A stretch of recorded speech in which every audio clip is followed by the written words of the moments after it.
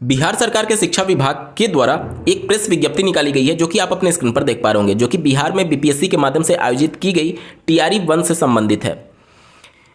जैसा कि आपको ज्ञात होगा, टीआरई 1 में सप्लीमेंट्री रिजल्ट घोषित किया गया था और उस सप्लीमेंट्री रिजल्ट में एनआईओएस से संबंधित अभ्यर्थियों के भी रिजल्ट जारी किए गए थे, लेकिन फिर से माननीय सुप्रीम कोर्ट ने इनको इनवैलिड करार दे दिया था। उसके बाद से इनको ज्वाइनिंग नहीं कराई गई, काउंसलिंग नहीं कराई गई, जिसको लेकर के फिर से प्रेस विज्ञप्ति जारी करते हुए ये सूचना दी गई है कि जो भी सप्लीमेंट्री रिजल्ट में सफल अभ्यर्थी थे एनआईओएस से डीएलएड अभ्यर्थी, उनकी काउंसलिंग होनी है और उनके लिए क्या क्या डॉक्यूमेंट लगाना होगा। आप स्क्रीन पर देख पा रहे होंगे, टीआरई 1 के तहत बीपीएससी द्वारा प्रकाशित परीक्षाफल में अनुशंसित विद्यालय अध्यापक वर्ग 1 से 5 तक के लिए आवश्यक सूचना। माननीय सर्वोच्च न्यायालय द्वारा पुनर्विचार याचिका दिसंदेश में दिनांक 10 दिसंबर 2024 को पारित आदेश के द्वारा खुला एवं दूरस्थ शिक्षा के माध्यम से प्राथमिक शिक्षा में 18 महीने का इन सर्विस ट्रेनिंग डिप्लोमा, जिसे आप एनआईओएस डीएलएड के नाम से जानते हैं, धारण करने वाले अभ्यर्थियों की पात्रता को मान्य किया गया है। उक्त के आलोक में बिहार लोक सेवा आयोग पटना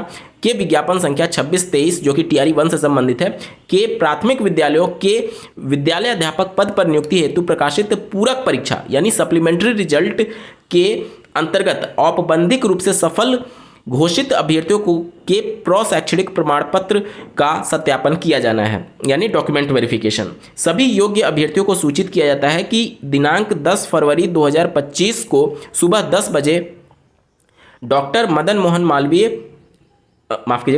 मदन मोहन झा स्मृति सभागार, शिक्षा विभाग, न्यू सचिवालय, विकास भवन, बेली रोड, पटना में ससमय निम्न दस्तावेज के साथ उपस्थित होना अनिवार्य है। तो पता आप लोग देख लीजिए और क्या क्या डॉक्यूमेंट्स आपसे मांगा गया है वो देख लीजिए। देखिए, अभ्यर्थी का बिहार लोक सेवा आयोग द्वारा निर्गत एडमिट कार्ड की मूल प्रति, जो आपको एडमिट कार्ड आपने डाउनलोड किया था वो एडमिट कार्ड आपको लेकर के जाना है। दूसरा, बिहार लोक सेवा आयोग के विज्ञापन के आलोक में प्रकाशित पूरक परीक्षा फल, जो कि 14 दिसंबर 2023 के क्रम में जिला आवंटन सूची संबंधी औपबंधिक सूची, जिसमें जिला का नाम, अभ्यर्थी का क्रम संख्या एवं रोल नंबर विवरण दर्ज है। दूसरा डॉक्यूमेंट आपका ये हो जाएगा। तीसरा, एनआईओएस द्वारा निर्गत 18 माह का डीएलएड प्रशिक्षण प्रमाण पत्र, ठीक है। चौथा, बिहार लोक सेवा आयोग के पोर्टल से डाउनलोड की गई आधार कार्ड एवं अन्य शैक्षणिक प्रशैक्षणिक प्रमाण पत्र की स्वप्रमाणित प्रति। अगला डॉक्यूमेंट आप देख सकते हैं, आरक्षण कोटि का दावा करने वाले अभ्यर्थियों के लिए सक्षम प्राधिकारी से निर्गत जाति प्रमाण पत्र भी चाहिए।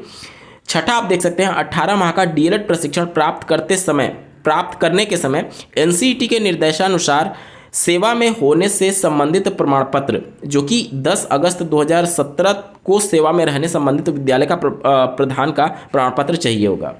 सातवां, अन्य कोई दस्तावेज जो आवश्यक हो और निर्धारित तिथि पर उपस्थित नहीं होने वाले अभ्यर्थियों का दावा भविष्य में स्वीकार नहीं किया जाएगा और न ही इस हेतु अन्य तिथि निर्धारित करने की अनुरोध को स्वीकार किया जाएगा। यहाँ पर आप देख सकते हैं उक्त सूचना state.bihar.gov.in पर भी जाकर के आप देख सकते हैं, ठीक है। और सारे लोगों को 6वें नंबर पॉइंट में दिक्कत हो सकती है कि ये कैसे हम लोग प्रूफ करेंगे, या फिर विद्यालय में पढ़ाने से संबंधित जो 10 अगस्त 2017 का हमें प्रमाण पत्र देना है 6वां नंबर वाला, वो कैसे देना है। तो अगर आपके पास सैलरी स्लिप है उस डेट तक का, या फिर अगर आपको ऑफर लेटर मिला है जो अपॉइंटमेंट लेटर के नाम से भी आप जानते हैं, अगर वो आपके पास है तो उसके माध्यम से आप प्रूफ कर सकते हैं। और अगर आपके पास ना तो सैलरी स्लिप है, मतलब कि आपको सैलरी मिलती थी लेकिन उसका कोई प्रूफ नहीं है।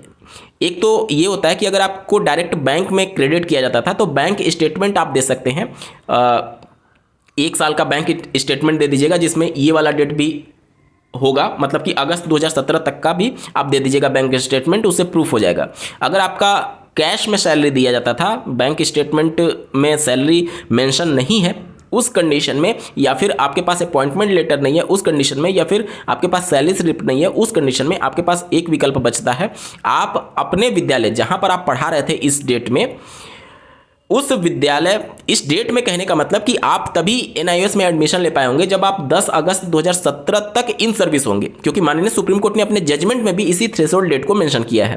तो आपको ये जरूर मेंशन कराना है कि आप इस डेट से इस डेट तक इस विद्यालय में पढ़ा रहे थे, और उसके लिए फॉर्मेट क्या होगा आप अपने स्क्रीन पर देखते रहिए।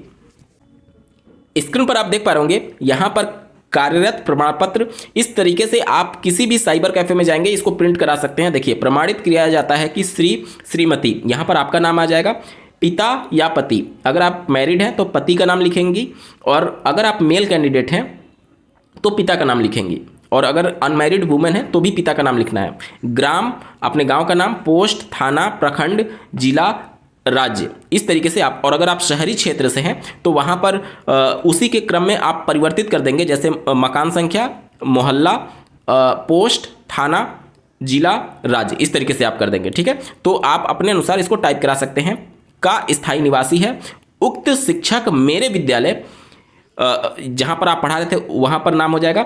मैं कक्षा 1 से कक्षा जिस भी कक्षा तक आप पढ़ाते होंगे तक अध्यापक के रूप में दिनांक इतना से इस विद्यालय में कार्यरत है। और यहाँ पर आप जो प्रिंसिपल होंगे उनका सिग्नेचर और मोहर यहाँ पर लगवा लेंगे, और इसी को आप सबमिट कर देंगे तो ये आपका प्रूफ हो जाएगा। ठीक है, तो ये उनको करना है जिनके पास कोई भी प्रूफ नहीं है, ना तो अपॉइंटमेंट लेटर है, ना तो ऑफर लेटर है, ना तो सैलरी स्लिप है, और ना ही बैंक स्टेटमेंट है। उनके लिए ये आप इस तरीके से प्रूफ कर सकते हैं। तो सभी सफल हुए NIOS DLED अभ्यर्थी जो कि सप्लीमेंट्री रिजल्ट में घोषित उनका रिजल्ट हुआ था, उनके लिए बहुत बहुत ढेर सारी शुभकामनाएं। मैं भगवान से आपके उज्ज्वल भविष्य की कामना करता हूँ। इस वीडियो को देखने के लिए आपका बहुत बहुत धन्यवाद। भगवान करे आपका दिन शुभ हो।